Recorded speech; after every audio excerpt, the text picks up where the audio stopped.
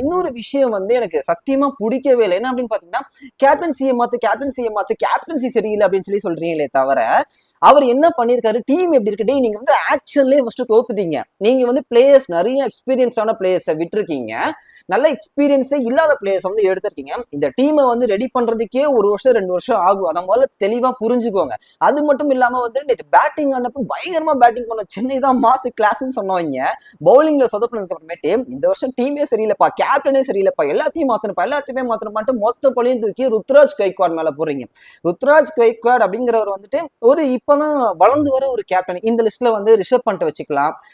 இந்த மாதிரியான கேப்டன்ஸ்லாம் வந்து இப்பதான் வந்து எக்ஸ்பீரியன்ஸ் ஆயிட்டு இருக்காங்க. நீங்க லெஜண்ட்ஸோட கம்பேர் பண்றீங்க, டோனியோட கம்பேர் பண்றீங்க. டோனிலாம் வந்து ஒரு லெஜண்ட் கேப்டன்ல, அவரோட நீங்க எப்படி ருத்ராஜ் கைக்வாட கம்பேர் பண்ணலாம்? இன்னொரு விஷயம் வந்து நான் உண்மையிலே ஓப்பனா சொல்றேன், நேற்று மேட்ச்ல நான் டோனியை ரொம்ப மிஸ் பண்ணேன்.